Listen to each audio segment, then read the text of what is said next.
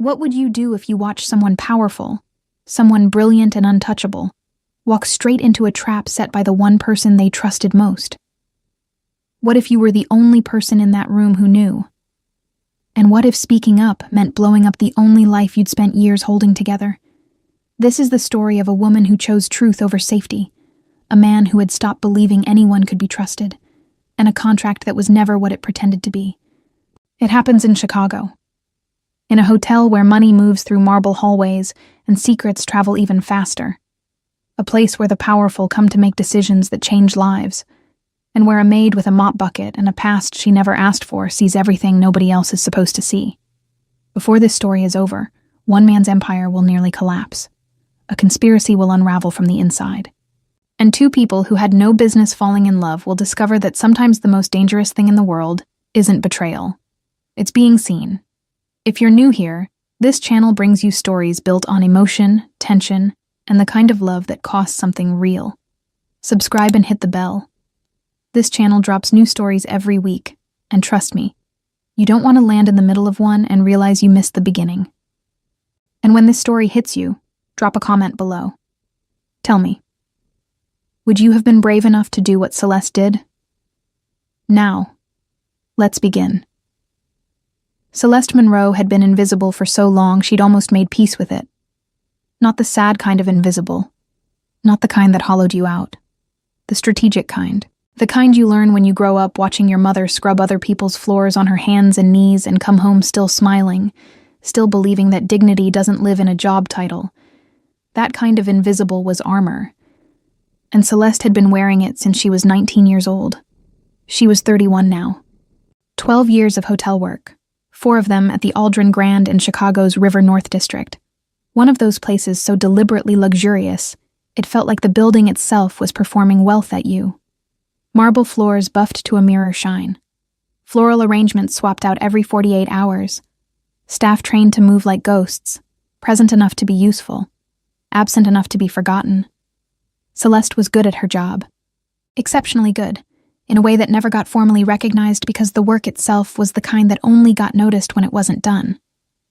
She could turn a penthouse suite in 40 minutes flat. She knew which guests wanted their towels folded into swans and which ones found it condescending. She remembered that Mr.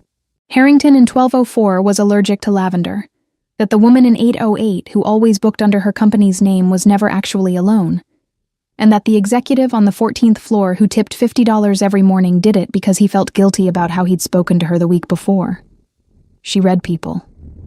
It was the only real inheritance her mother had left her. Her mother, Diane Monroe, had died 18 months earlier.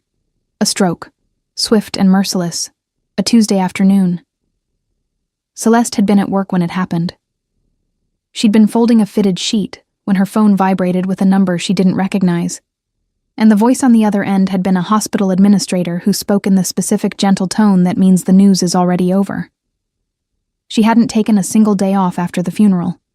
Not because the hotel required it, but because the apartment she'd grown up in, the one Diane had rented for 26 years on the South Side, felt like a museum she wasn't ready to curate. Going back there meant sitting with everything her mother had been, and everything Celeste hadn't figured out how to become yet. So she worked. She moved through rooms. She kept her uniform pressed, and her expression neutral, and her thoughts behind a wall so well maintained it barely felt like effort anymore. On the morning everything changed. Celeste arrived at the Aldrin Grand at 6:45, signed in, collected her cart, and started on the 14th floor as usual. The hotel had a full booking, unusual for a Tuesday in October, but the event team had been buzzing for 2 weeks about the group coming in. Korean corporate delegation, someone had said. Some kind of major acquisition meeting. The entire east wing of the 14th floor had been blocked. She didn't think much about it. Big money checked in here often enough that it had stopped registering as remarkable. She did her work, moved room to room, and by 8:30 had reached the corridor outside the reserved wing. That was when she saw him for the first time. He was standing at the window at the far end of the hall, his back to her, his phone pressed to his ear. He was speaking Korean, low, clipped, the rhythm of someone who was being patient with great difficulty. One hand was in his pocket, The other held the phone with an intensity that suggested the conversation was not going well. Celeste slowed her cart without meaning to. There was something about the way he stood. Not the authority. She'd seen plenty of men who used posture as a status announcement. This was different. This was the stillness of someone who carried pressure the way other people carry weather. It was just always there, part of the atmosphere. He turned slightly and she caught his profile. Sharp focus, jaw set, the kind of expression that made a face seem like a statement. He was 34, maybe 35, with the quiet, contained energy of someone who'd been managing enormous things for a very long time, and had learned not to let it leak into his face. He didn't look at her. Of course he didn't. She was part of the hallway. She moved past with her cart and went back to work. His name was Ryan Choi, and he had been CEO of Choi Global Industries, in practice if not yet formally, for exactly 7 months. His father, Sung-Jin Choi, had built the company across 40 years of calculated risk and relentless discipline, expanding from a Seoul-based electronics supplier into a $4.2 billion international conglomerate with divisions in logistics, real estate development, and sustainable tech. Sung-Jin was 71 now. His health had begun to show its age in ways he refused to acknowledge publicly. And so 3 years ago, he'd done what powerful men do when they sense the tide turning. He'd begun preparing his heir.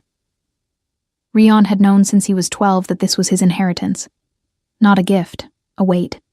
He'd been educated for it at Yonsei University, then Columbia for his MBA, then 12 years climbing his father's organization from the inside, being tested at every level. He was 34 years old and had never once been allowed to simply be 34. The Chicago deal was the most significant transaction he'd handled without his father's direct involvement. Choi Global was acquiring a mid-sized American logistics firm, Stratton Vance, for $380 million. The acquisition would give Choi a foothold in the U.S. Midwest supply chain market and position the company for its next phase of growth. It had taken 14 months of negotiation. The final signing was scheduled for Thursday, 2 days away.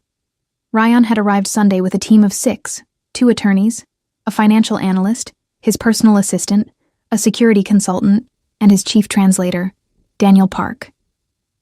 Daniel had been with the company for 3 years. Ryan had hired him personally. He was 30 years old, Korean-American, with a graduate degree in international business and language from Northwestern, practically local here in Chicago. He was precise, professional, and had a particular gift for navigating the cultural nuances that got lost in straight translation. The difference between what someone said and what they meant, the weight of what was left unsaid. Ryan trusted him in the specific, particular way that you trust someone you've chosen yourself, and that trust felt different from the institutional trust he extended to the rest of his team. He would spend a long time, later, examining what that trust had blinded him to. On Tuesday morning, the final review meeting was scheduled for 10 o'clock. They were going through the amended contract clause by clause. The Stratton Vance legal team had introduced 3 late revisions that Ryan's attorneys had flagged as standard, but which Ryan himself had not yet been briefed on in full. Daniel would be in the room, translating in real time, bridging the gap between the English documents and the Korean language summaries Ryan preferred for final review. Everything was in place, or so Ryan believed. At 9:17 that same Tuesday morning, Celeste was replacing the amenity set in room 1406, one of the smaller suites adjacent to the reserved wing, when she heard voices in the corridor. Not unusual. The hallway carried sound oddly. The marble amplified it. She'd learned to tune out fragments of conversations that weren't hers to hear. But something snagged her attention. A tone. She paused near the doorway of 1406, her back to the hall, hands still holding a small bottle of shampoo. The voice was low and tense, speaking English with a Korean accent. But the accent wasn't what struck her. It was the register. The way the voice dropped to something that wasn't quite a whisper but wasn't meant to travel. The specific careful flatness of someone who was used to being overheard and was compensating. She recognized that voice. Daniel Park, the translator. She'd seen him at the elevator that morning, in a suit that was slightly too sharp for someone who was supposed to be support staff. She stayed still. "Told you it's handled," Daniel was saying. He won't read Clause 14 the way it's written. He never does a full line-by-line on the day. I'll move through it in summary and frame it as a standard indemnification structure. A pause. The other voice on the phone was inaudible. No, he trusts my summaries. That's the whole point of hiring a translator. You trust the translation. A short, taut breath. The liability cap is buried in the restructuring language. Unless someone flags it specifically, it won't surface. The English attorneys already signed off. Their client doesn't read English contracts. Another pause. Thursday morning, after the signing, I want what we agreed. I'm not doing this for goodwill. The sound of footsteps, moving away. Celeste didn't move for a full 30 seconds. She set down the shampoo bottle very carefully, as if the sound of it touching the counter might trigger something. Clause 14. Liability cap. Buried in the restructuring language. She didn't have a law degree. She'd never studied contract language, but she had grown up watching her mother sign papers that were explained to her in terms that turned out not to match what they said. She had sat beside Diane Monroe at a kitchen table in 2009. Celeste was 15, her mother 42, while a man from a finance company walked them through a loan agreement in soothing language, and a year later they'd been 2 months from eviction because of a clause no one had flagged. She knew what it sounded like when someone was preparing to translate a document into something it wasn't. She stood in room 1406 for a long moment, looking at the wall. The man from the hallway this morning, the one at the window, the one who carried weight like weather. His team was about to sign something, and the person he trusted most to tell him what it said had just described, on the phone, exactly how he intended not to. Celeste had a very clear choice in front of her, and she knew it. She could finish the amenity set. Move on to 1408. Clock out at 3. Go home to her apartment, and the leftover rice and the TV she kept on too loud to fill the quiet her mother used to occupy. That was the safe choice. The invisible choice. The choice the armor was built for. She stood there and felt the choice sitting in her chest like something with weight. Then she picked up the shampoo bottle, set it in its place, and went to find the concierge. She didn't know who to go to. That was the first problem. She couldn't walk up to hotel management and say a guest employee was committing fraud. She had no proof, no documentation, nothing but a fragment of a phone call she'd overheard while replacing toiletries.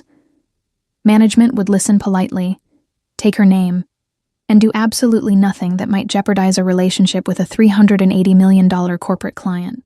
She couldn't go to the Stratton Vance team. She didn't know who they were, which side they were on, whether whoever had called Daniel was one of theirs.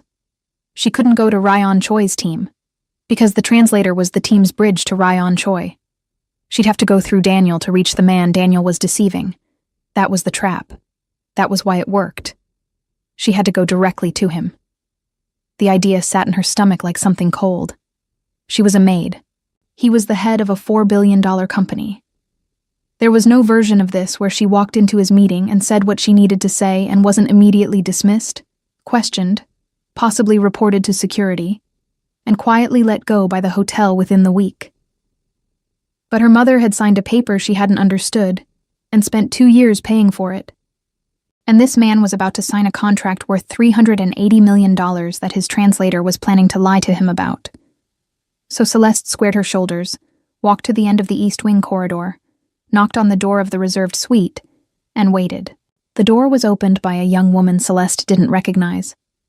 Rion's assistant, as it turned out, a composed and politely wary 26-year-old named Ji Yeon, who looked at Celeste's uniform with the particular expression of someone deciding very quickly what category to put a person in.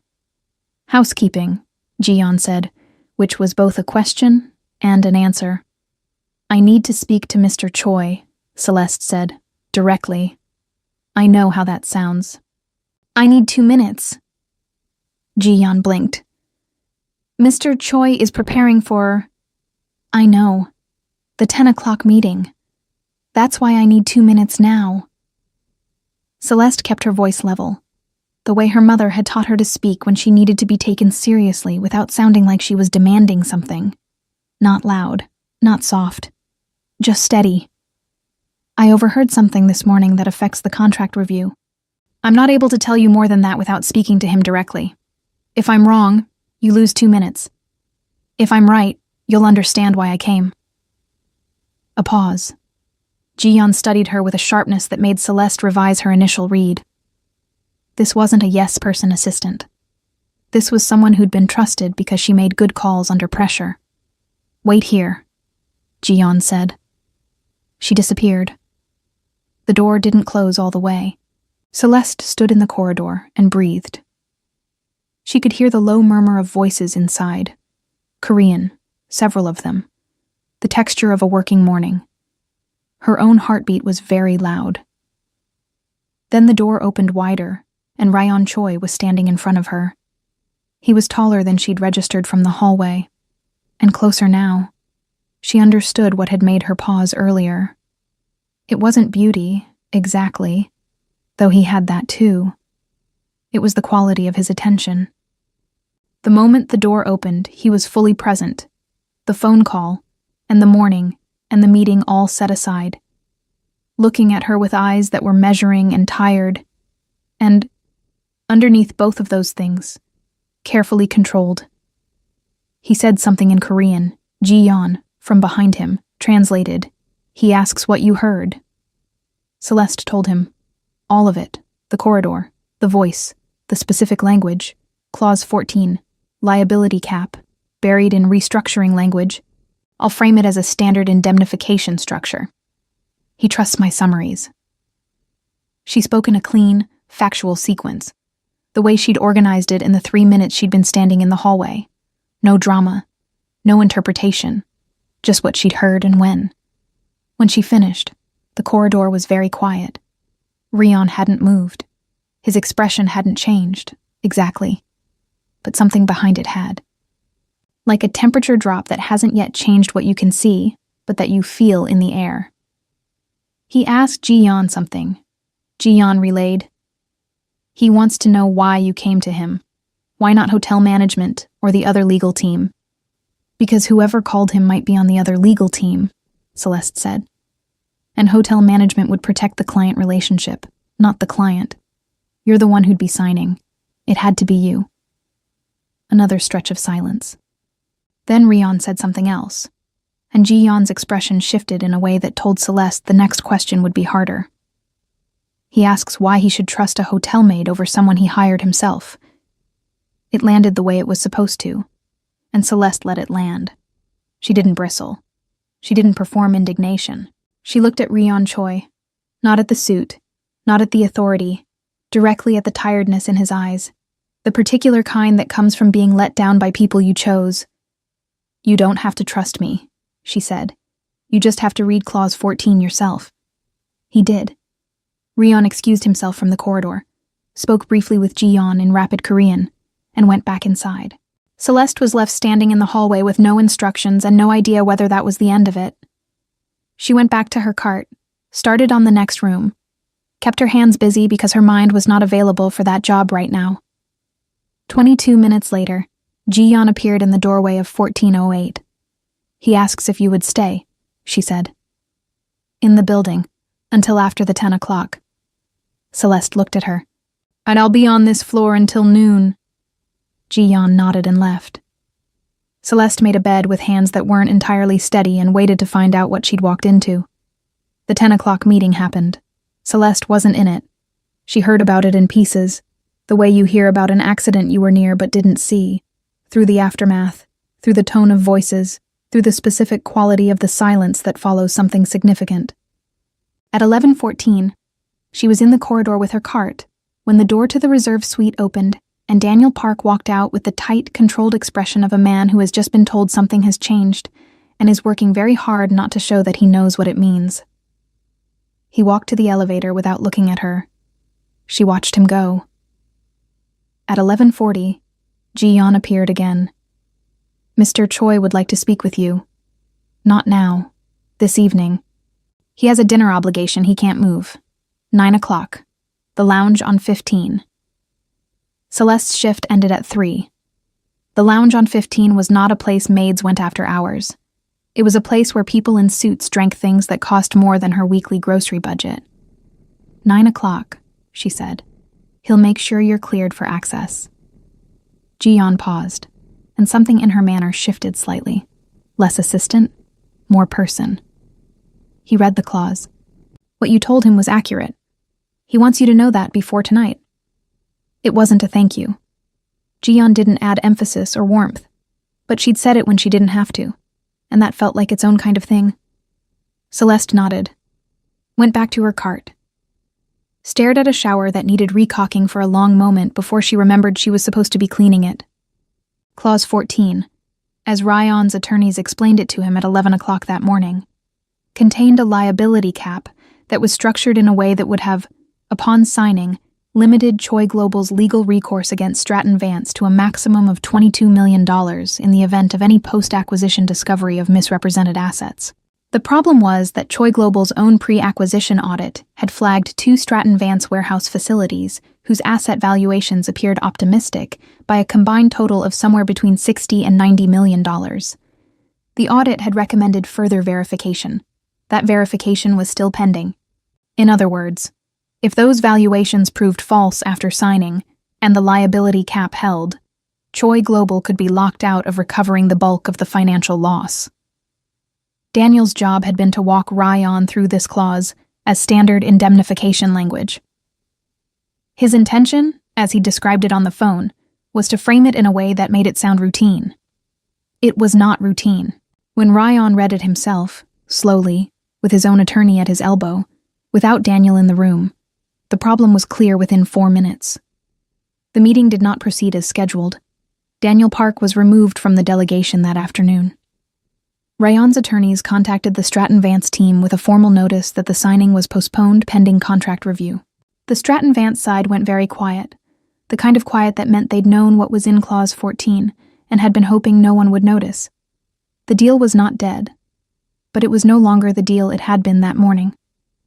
And somewhere in the middle of all of this, the calls, the legal consultations, the recalibration of an acquisition 14 months in the making, Ryan Choi kept returning to the image of a woman in a gray uniform standing in a hallway, telling him to read the document himself.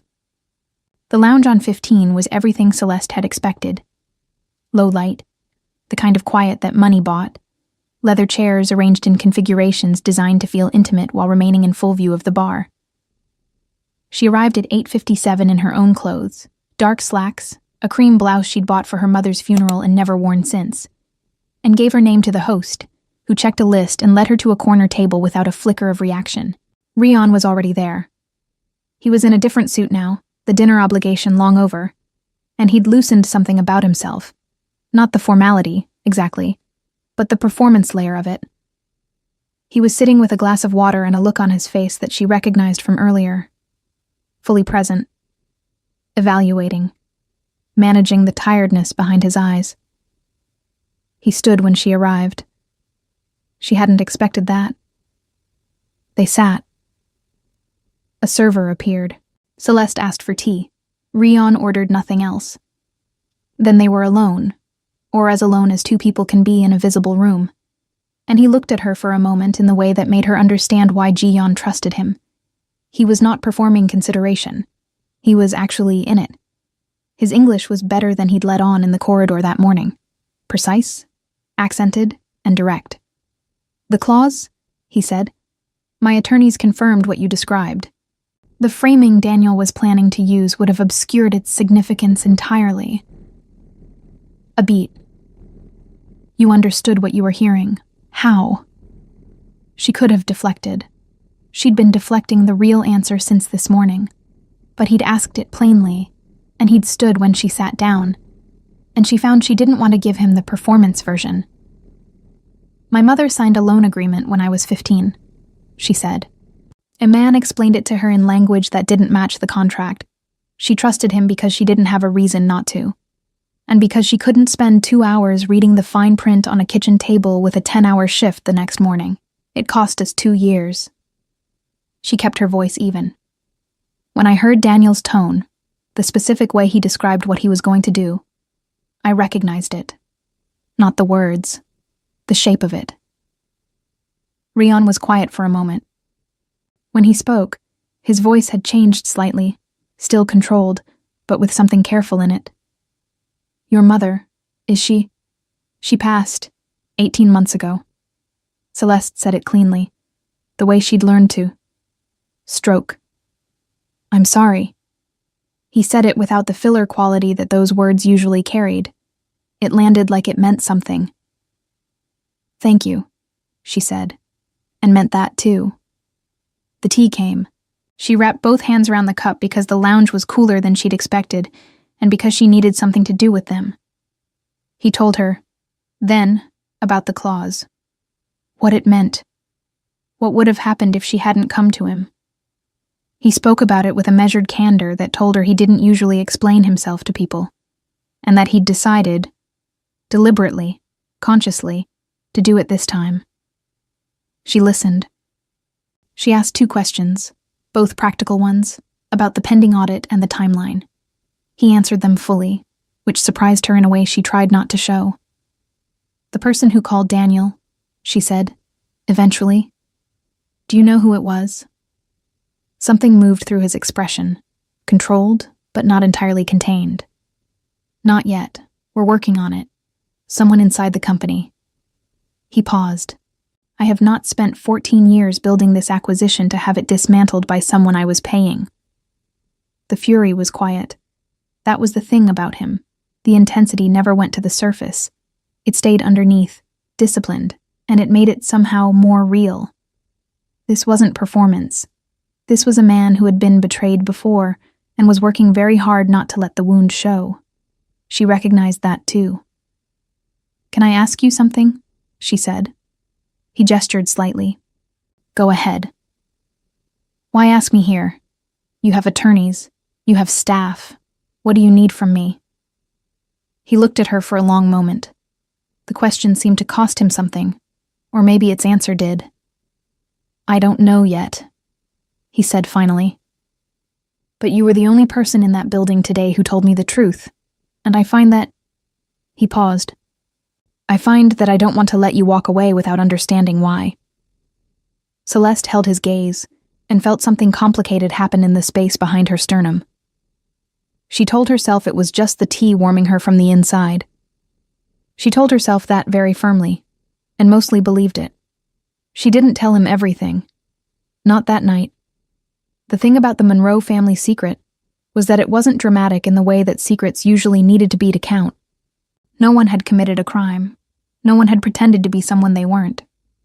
It was smaller and stranger and more ordinary than that, which somehow made it harder. Diane Monroe had worked in hotels her whole adult life. That part Celeste had always known. What she hadn't known, what she'd found in a box in her mother's closet 8 months after the funeral, when she'd finally gone back to the apartment to start clearing it, was that Diane had begun her career not as a maid, but as a bilingual corporate assistant for a Chicago-based import firm in the early 1990s. The firm had worked with a Korean manufacturing partner. In that box, letters in Korean that Celeste couldn't read, photographs, a lease agreement from 1993 for a Wicker Park apartment that hadn't been Diane's name alone, a birth certificate, Celeste's own, with a father's name that had been carefully, deliberately left blank, and a letter in English, undated, that began, I know this is not what we planned. I know I'm asking too much, but you will be safer without my name attached to yours. The company won't accept it. My family won't accept it. This is the only way I know how to protect you. She'd sat on her mother's floor for 2 hours reading it again. Diane had never told her. Not once in 31 years had she offered a single detail about Celeste's father, except that he was gone, and that it had been complicated, and that some doors, when they closed for good reasons, even when the reasons hurt. The name in the letter wasn't clear. The signature was a single initial J.I., and the letter had no envelope, no date, nothing else to anchor it to a specific person or company. Celeste had gone looking, because of course she had. She'd found very little. The import firm had dissolved in 1996. Its Korean partner had been absorbed into a larger conglomerate sometime after 2000. The trail went cold in that specific way that 20-year-old paper trails went cold. Not destroyed, just faded. She didn't know if her father was still alive. She didn't know if he'd ever tried to find her. She didn't know what his family had been, or how much the company's unacceptability had shaped the decision he'd made. What she knew was that she was the daughter of a woman who had loved someone across a divide the world had called too wide, and had survived that love by making herself invisible. And she was sitting in a lounge with a Korean man who'd spent his whole life managing the weight of a company that owned his choices. A man whose father had built something so large it had become, in some ways, a wall. A man whose father had done business, at some point in the early 2000s, with the remnants of the very corporate world her own father had come from. The coincidence was too faint to call fate, too specific to call nothing. She didn't tell him any of this. Not yet. But it sat in the room with them, the way things do when they're not said. They talked until 11. She wasn't counting the time until she realized it. He asked about the hotel, not the building, the work, in the specific way of someone who was genuinely curious about a life he'd never been adjacent to. She told him, with an edge of dry humor she usually kept filed away, about the guest in 1504 who'd tried to steal 4 robes and was caught because he'd ordered room service while one was still visibly stuffed in his bag. He laughed. It was unexpected, brief, real, slightly surprised, like the laughter had gotten out before he'd decided to let it. She felt the armor flex. He talked about Seoul, eventually. Not about the company, but about the city, in the way that people talk about the place they grew up when they're far from it, and it's late enough that the filters have come down slightly. The specific light on the Han River in the evening, the way certain streets smelled in summer. His grandmother's apartment in Mapo, where he'd gone every Sunday until he was 14. She was the one who taught me that silence is not neutral, he said. In business, in family, silence always means something. The question is whether you learn to read it, or you just react to it. Celeste thought about her mother's silence. 26 years of it. She sounds like she was remarkable, Celeste said. She survived 3 generations of people telling her she was too much, he said. She outlived most of them. I considered that a triumph. She smiled at her tea. Yeah, that counts. When she finally stood to leave, he stood again. The formality of it was still disarming, not a performance, just his default setting. It said something about how he'd been raised that a woman in hotel work received the same courtesy as anyone else. Thank you, he said. And for this evening, and for this morning. You would have read it eventually, she said. Perhaps not in time. They looked at each other for a moment in the way that 2 people look at each other when the conversation is over, but neither has reached for an ending yet. Good night, Mr. Choi. Good night, Ms. Monroe. She walked to the elevator and stood facing the doors, and felt the evening sitting inside her chest, like something that needed room to settle. She thought about the way he'd laughed, the thing he'd said about silence, the look on his face when he'd asked why he should trust her. She pressed the lobby button and went home. By Wednesday morning, Ryan knew the shape of what had been built against him. It had started, his security consultant confirmed, with a man named Marcus Webb.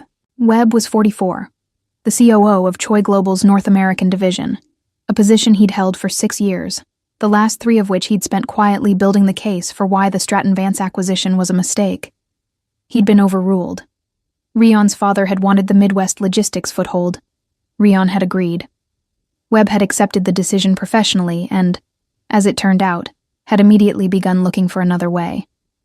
What Webb had built was elegant in a way that only deeply cynical plans are. He'd found Daniel Park at a professional networking event 2 years earlier, identified him as someone ambitious enough to be uncomfortable in a support role and frustrated enough about it to be approachable. He hadn't offered money immediately. He'd cultivated dinners, career conversations, the slow work of making someone feel seen and undervalued in equal measure. By the time Webb made his actual offer, Daniel had already been primed to believe that what Ryan paid him didn't reflect what he was worth. The offer was $60,000, deposited in a personal account after the signing, in exchange for ensuring Clause 14 was not flagged as significant in translation. Webb's calculation.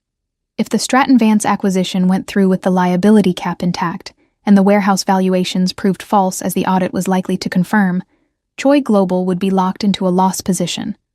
The resulting damage, financial and reputational, would be attributed to Ryan's judgment. His first major independent deal. His father's confidence in the transition would erode. The board would question whether Ryan was ready for formal succession. And Webb, who had been positioning himself quietly as a voice of caution, would be waiting. It was the kind of plan that relied entirely on no one reading Clause 14.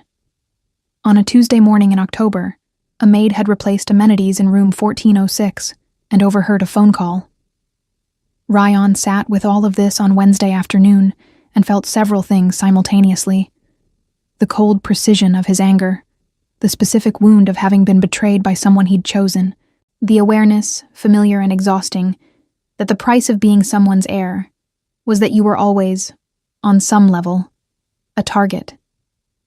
And underneath all of that, new, unsettling, not yet categorized, the image of Celeste Monroe standing in a hallway, holding nothing but what she'd heard and what she'd decided to do with it. He sent her flowers on Wednesday afternoon. Not a grand arrangement, nothing that would make the hotel staff talk.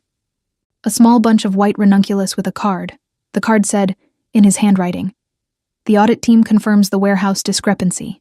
The contract is being renegotiated. Thank you."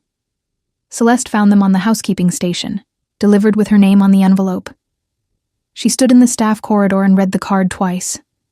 Then she put it in her pocket and went back to work. She told herself this was nothing. A courtesy. A man who was raised to acknowledge people who helped him.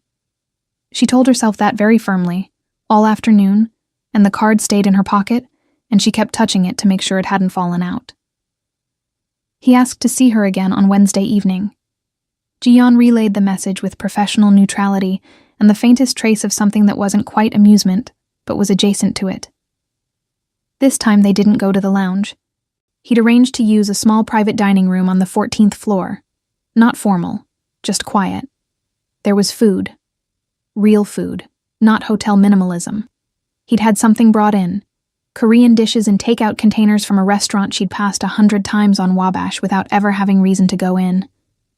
"I didn't know if you'd eaten," he said, which was such a practical thing to say that she almost laughed. They ate, and the eating changed something. It was harder to maintain a careful distance from someone when you were both leaning over containers of bibimbap with plastic spoons. He told her about Webb, about the structure of what had been built. He told her without editorial, the way he'd told her about the contract, factually, completely, as if she'd earned the unvarnished version. She listened, and when he finished, she said, "He built it to take you down specifically." "Not the company. You." "Yes. That's different from someone who wants the money. That's personal." "Yes." His voice was quiet. "He doesn't want the company to fail. He wants to be the person who's trusted to save it after I haven't." She thought about that. About how much damage people were willing to do to position themselves as the solution to the damage. What happens to him? That's for the board and the attorneys. He picked up his tea. "I will make sure they have everything they need to make a full decision." She noticed he didn't say he'd make it painful. She noticed he didn't say he wanted Webb destroyed, even though he had every right to. The anger was still there. She could feel it in the precision of how he spoke about it. But it wasn't the kind of anger that needed to perform itself. She found that more unsettling than fury would have been. She told him about the box on Wednesday night. She hadn't planned to. They'd moved off the Webb conversation onto other things. She'd asked about the acquisition itself, why the Midwest logistics market mattered, and he'd explained it with the enthusiasm of someone who rarely got to talk about the work without the politics of it. And she'd asked follow-up questions that surprised them both with how sharp they were. And somewhere in the middle of all of that, the conversation turned the way conversations do when they've crossed some invisible line. and she found herself talking about going back to her mother's apartment. He didn't interrupt. He asked one question when she paused. "What did the letter say?" She told him. He was quiet for a long moment. "Your father was Korean," he said. Not a question, a processing statement. "I think so. I don't know his name. I don't know if he's—" She stopped. "I don't know anything about him, really. The company dissolved. The partner company got absorbed. I hit a wall." "Which company?" She gave him the name she'd found in the letter. It was a small firm. She'd looked it up enough times to have it memorized. He went still in a way she noticed. "I know that name," he said. She looked at him. Not directly. He was careful now, measured. It was acquired in 1997 by a larger logistics firm. That firm became part of a consortium in 2003. The consortium was partially absorbed into a company my father did business with in the early 2000s. He paused. "I'm not saying this leads somewhere certain. I'm saying the trail may not be as cold as you think. If the original ownership records still exist, if anyone kept employment documentation from that period, you could find it," she said, very quietly. "I could look." He met her eyes. "If you want me to." The room was extremely still. Celeste had spent 8 months deciding she was okay not knowing. She'd told herself the blank space where her father's name should have been was something she could live alongside. She'd told herself Diane had made her peace with it. And so could she. She hadn't expected someone to offer to turn the light on. "I don't know if I want to know," she said honestly. That's a legitimate answer. His voice was gentle in a way she hadn't heard from him before. "You don't have to decide tonight." "I know." She looked at him. "But you'd actually do it? You'd look?" "Yes." It was such a simple yes. No hedge, no caveat. She felt the armor do something she hadn't expected. Not lower, exactly, but shift, like it was making room for something. She looked down at her tea. Then maybe, maybe I want to know. Thursday came. The signing was still postponed. The Stratton Vance attorneys had gone into a particular kind of silence that Ryan's team recognized as the silence of a negotiating position being hastily rebuilt. Ryan was in back-to-back meetings until 4 in the afternoon. Celeste was on the 14th floor until noon. They did not see each other during the day, but she was aware of his presence in the building, the way you become aware of a specific sound once you've started listening for it. At 4:30, Ji-yeon found her in the staff room. "He's asking if you're free this evening." "Ji-yeon," Celeste said, because she'd been thinking about this all day. "What am I doing here?" Ji-yeon considered the question with the seriousness it deserved. "I don't know exactly," she said. "But in 3 years working with him, I've never seen him arrange dinner twice, or send flowers, or ask an assistant to hand-deliver invitations to a member of hotel staff. A beat. That's not a criticism, it's an observation." Celeste looked at her. "You're not going to tell me to be careful." "I'm going to tell you that he's a person who's had a very specific kind of life, and that what you showed him on Tuesday, the part where you walked up to that door anyway, knowing you had nothing but a fragment of a conversation, that's the thing he keeps coming back to. I've worked with him long enough to know what it looks like when something has gotten through the wall." Ji-yeon's expression was, for just a moment, entirely human. "I'm not telling you to be careful.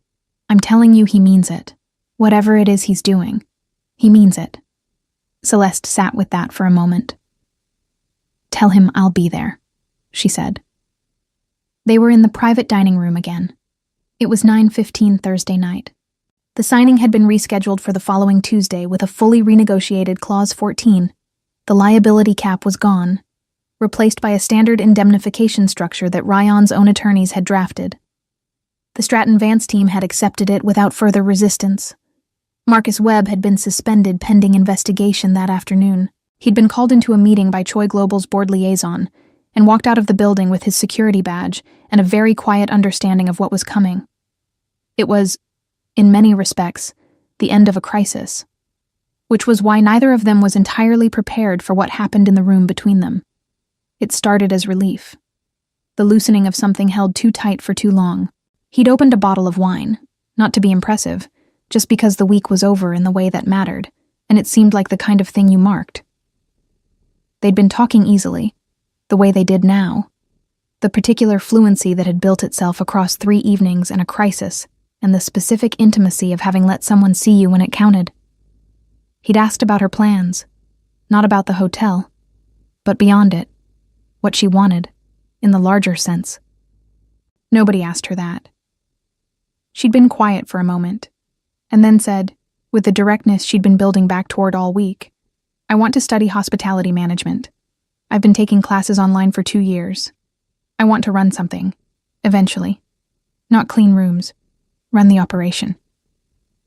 A breath. "I haven't told anyone that. I don't usually..." She stopped. "Why not?" His voice was quiet. "Because saying it out loud makes it real. And real things can fail." She looked at her wine. "It's easier to keep it somewhere private where nothing's been tested yet." He looked at her with the full weight of his attention.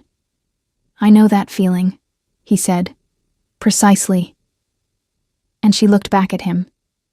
And the room did what rooms do when 2 people have been circling the same center for 3 days and have run out of the space that kept them orbiting at a safe distance. Rion. She said his name for the first time. Not Mr. Choi, his actual name.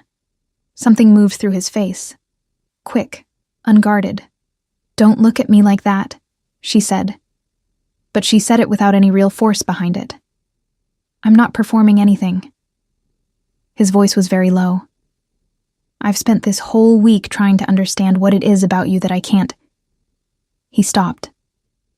Started again. "I had a system. I was very good at the system. Nobody got through it.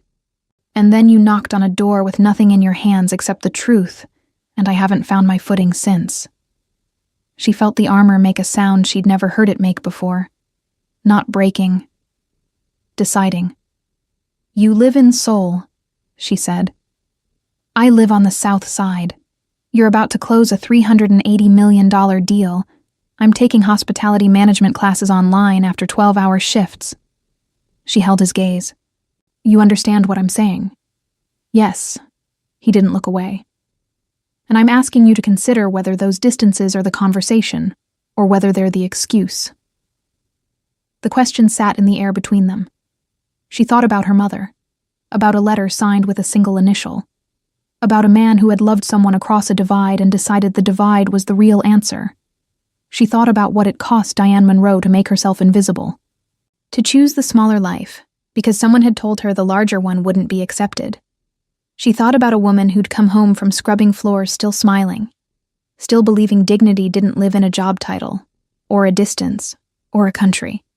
"I don't want to be careful," Celeste said. "I've been careful my whole life. I know what it looks like, and I know what it costs." She looked at him, all the way at him. No filter, no armor. "I'm not asking you to have an answer for everything. I'm not asking you to solve the geography. I'm just telling you that you're the first person in a very long time who looked at me and wanted to know what I actually thought. And I'm not going to pretend that's nothing just because it's complicated." He reached across the table and put his hand over hers. Not a gesture with an agenda. Just a hand, warm and certain. "It's very complicated," he said. "Yeah," she said. "I'd like to be complicated with you, if that's acceptable." She looked at his hand over hers. She looked at his face. She thought, very briefly, that her mother would have had something to say about all of this. Something dry and warm and entirely correct. "Acceptable," she said, and felt the armor finally put itself down. The signing happened on Tuesday. Renegotiated, Clause 14, full indemnification protection, warehouse audit conditions precedent to any final asset transfer. The Stratton Vance legal team signed quietly. The Choi Global attorneys were very professionally pleased with themselves. Ryan called his father that afternoon. The call was long. Ryan sat in the suite afterward with the particular stillness of someone who has carried a weight for a long time and has just been told, for the first time, in the right words, that they've been carrying it correctly. His father had said, "You protected the company," and then, after a pause, the kind his grandmother had taught him to read, "You protected it yourself." That was all. It was enough. It was, in many ways, everything. Ji-yeon started the flight arrangements that evening, Thursday departure, direct back to Seoul, with a stopover in New York for 2 additional meetings. Ryan asked her to hold the New York meetings for a later date. She looked at him over her laptop. "I'd like an extra 2 days in Chicago," he said. Ji-yeon typed something. "And of course," she said, in a tone that meant she understood exactly what 2 extra days in Chicago meant, and had decided it was not her place to have an opinion about it. They spent Wednesday walking, not doing anything formally. Celeste had the day off, which she'd not planned to mention, and then had mentioned. They walked along the Riverwalk. She bought coffee from a cart she went to every week. He drank it without commentary about the hotel's espresso being better, which earned him significant points she didn't mention. She showed him the South Side neighborhood where she'd grown up, the building where the apartment was still sitting half cleared, still waiting for her to decide what to do with it. He didn't suggest anything about that, just walked beside her on the sidewalk and let her look at it. "She put window boxes up every spring," Celeste said, looking at the second-floor windows. Even when she was too tired, she said it was important that the building looked like someone loved it. He was quiet beside her. "I think I need to clear it," she said. "The apartment. I think I've been waiting for it to stop hurting, and it's not going to stop hurting by me not going in there." A breath. "The box is still on the floor where I left it." "The letters?" he said. "Yeah. I made some inquiries." He said it carefully. The way he approached things he wasn't sure she'd want. "There are records, not complete, but there's a thread. The company's employment register from 92 to 95 was maintained by the Seoul Tax Authority. A search is possible." He paused. "I want to be clear. I haven't done it. I wanted to ask you first." She turned and looked at him. The lake was visible at the end of the block, flat and gray and enormous in the way Chicago's lake always looked in October. "I want to know," she said. "I think I've decided that." "Okay. Even if what I find out is complicated, or he's gone, or he never looked for us. I want to know what it was. What my mother had, even if it ended the way it did." She looked at the window boxes, bare now for the season. She deserved to have it witnessed, even if it's just me doing the witnessing. He reached over and took her hand. On the sidewalk, in the open, in the gray October light, she looked at their joined hands and felt, for the first time in a very long time, that the world was the right size. That evening, he cooked. She'd made a skeptical noise at the suggestion, and he'd raised an eyebrow and said he'd spent 3 years in New York for his MBA, and a person could either learn to cook or go broke on delivery, and she'd laughed and said fair enough and let him use her kitchen. He made doenjang jjigae, soybean paste stew, from ingredients he'd bought that afternoon at a Korean grocery on Lawrence Avenue. He moved around her small kitchen with the efficient, slightly overcorrecting confidence of someone who was competent at this and didn't do it often enough. She sat at the kitchen table, the box from the closet open in front of her, going through it properly for the first time. The letters, the photographs, the lease agreement, a picture she hadn't found before, tucked behind everything else. Diane at maybe 28, laughing, standing next to a man Celeste couldn't quite make out because the photo was overexposed on one side. But her mother's face, the specific quality of her mother's joy in that photo, unguarded, full. She heard the stew beginning to bubble. "He made her happy," she said. Ryan didn't turn from the stove. "Yes," he said. "Whatever happened after, in that picture, in that moment." Her voice was steady. She was choosing for it to be. She was happy. Nobody took that from her. He turned then, looked at her across the small kitchen. "No," he said. "They didn't." She put the photo carefully on top of the box, looked at her mother's face, thought, "I see you. I'm witnessing it. You were loved and you loved and it was real and it happened and I know now. She didn't cry. She'd done that in the months after the funeral, in private, in the bathroom at the hotel during breaks. All the places you do it so the world doesn't watch you do it. What she felt now was different, quieter, something more like completion. Dinner was good. She told him it was good. He looked insufferably pleased in the way of someone trying not to look insufferably pleased and not fully succeeding. She told him it was good again just to watch him try to suppress the expression. He left on Thursday morning. The car was coming at 8. She was standing with him in the hotel lobby. She'd come in for an early shift that wouldn't start for another hour, which was a fiction she hadn't tried very hard to maintain and that he'd seen through instantly. The lobby was full of the efficient, impersonal bustle of a major hotel managing checkouts and arrivals simultaneously. Staff she'd worked beside for 4 years moved past with luggage carts and tablet check-ins. She was in her uniform. He was in a coat that had probably cost more than her monthly rent. None of that was the point. Seoul is 13 hours ahead, she said. 12 and a half. That's still a lot. It is. He looked at her. I have never once in my life suggested that anything worth doing was easy. She looked back at him. Is that a family motto? It should be. The corner of his mouth moved. My grandmother would have approved of it. She sounds like she would have approved of me, Celeste said. He was quiet for a moment. Yes, he said. She would have thought you were exactly the kind of person the family needed more of. She felt something warm and complicated open in her chest and didn't try to close it. The record search, he said. And I'll have a preliminary result within 2 weeks. Jiyeon has your number. She'll reach out. Okay. And I'll be in New York in 3 weeks for those meetings I postponed. Chicago is not New York. Chicago is a 90-minute flight from New York. She looked at him. You're very organized about this. I'm very organized about everything, he said. And when I want something, I don't leave the logistics to chance. Through the lobby windows, she could see the car pulling up. She reached out and straightened his collar, which didn't need straightening. It was a small, ordinary gesture, the kind that belonged to people who had permission to be ordinary with each other. His stillness when she did it told her everything about how rarely anyone touched him without agenda. Travel safe, she said. I'll call when I land. You don't have to. I know, he said. That's not why I'm going to. He walked to the car. She watched him go, standing in the lobby in her uniform, in the place she'd been invisible for 4 years. She felt the opposite of invisible. She felt, quite specifically, like someone who had been seen. The record search took 3 weeks, not 2. The man in the photograph had been named Jaewon Han.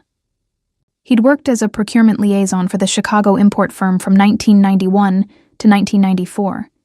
He had returned to South Korea in 1994, Celeste's birth year, which meant the timeline aligned with a precision that was hard to sit with at first. He had died in 2011. Pancreatic cancer. He'd been 53. He'd had a family in Seoul, a wife, 2 sons. There was no record of him ever having searched for Celeste or her mother, and no record that he hadn't. That absence of evidence in both directions was its own kind of answer, and not a comfortable one. Celeste sat with the documents for 3 days before she called Ryan. I thought about being angry, she said. I practiced it, actually. Went through what I'd feel if I let myself. But then I kept thinking about that photograph, about my mother's face, whatever he did or didn't do after. He was there when she was happy. He made her happy. And I don't think I can be angrier than I am grateful that she had that. A pause on the line. 12 and a half hours of silence between them. You sound like her, Ryan said. Yeah, Celeste said. I'm starting to think that's not an accident. She enrolled in a full-time hospitality management program in January. The hotel gave her a leave of absence rather than let her go. Her supervisor, a woman who'd watched her work for 4 years, told her she expected Celeste back as management and was not taking no for an answer. Ryan came to Chicago in February. And in April. The 90-minute flight from New York had become something of a scheduled inconvenience that neither of them described as what it was, because what it was turned out to be too large for convenient language. The Stratton Vance acquisition closed successfully in December. The warehouse audit confirmed the valuation discrepancy Ryan's team had flagged. The contract's indemnification structure, renegotiated with Clause 14 properly rewritten, protected Choi Global's position entirely. The deal was, by every measure, a success. Marcus Webb was dismissed with cause in November. The full investigation took 2 months and produced enough to support a civil action, which Choi Global's attorneys were pursuing methodically. Webb's particular kind of plan, the kind that needed no one to read the document, had not survived contact with someone who had a reason to pay attention. Daniel Park was 30 years old, out of a job, and facing consequences he'd underestimated because he'd been too focused on the $60,000 to model anything beyond the signing. Ryan did not intervene in that process. He didn't need to. Ji-yeon stayed on. When Ryan returned to Seoul, she had asked, with the careful directness he had always valued in her, whether the situation in Chicago was going to become relevant to her professional calendar on a recurring basis. Ryan had said yes. She had nodded once and updated the travel schedule without further commentary. It was, she told Celeste months later during a video call that had begun as a logistical check-in and turned into something else entirely. The easiest professional decision she had made in 3 years. On a Sunday morning in April, Celeste was in her mother's apartment, finally cleared, finally clean, the window boxes replanted with something that would bloom in May, when her phone rang. She'd repainted the living room the same color Diane had used. Not out of obligation. Because it was the right color for that room, and Diane had always known it. She answered, "I'm in Chicago," Ryan said. "You didn't tell me you were coming. I wanted to surprise you. You never surprise me. The car is on your street." She went to the window. There was, in fact, a car on her street. She could see the back of his head through the window. "Get out of the car," she said. "In a moment. I need to tell you something first." She leaned against the window frame and looked down at the street and felt the specific warm impossibility of this. Of him. Of the distance they kept crossing. Of the life that was building itself out of all the things she'd been afraid to want out loud. "Tell me," she said. A pause. The particular quality of his silences. She'd learned to read them the way his grandmother had taught him to read them. "And I told my father about you," he said. She was quiet. "I told him what happened in October. Not the contract. I'd already told him that. I told him about you, about who you are, about the choices you made when it was easier not to." Another pause. He said, and this is direct translation, "Find a way to keep her close. People like that are rare." Celeste looked at the window boxes, the small green beginnings of whatever was going to bloom. "Your father said that." Her voice was quieter than she'd intended. "He has opinions about people he's never met. It's a Choi family trait." She could hear the warmth underneath the dry tone. "I believe he's right. In his particular, unsentimental, patriarchal way, he is completely right."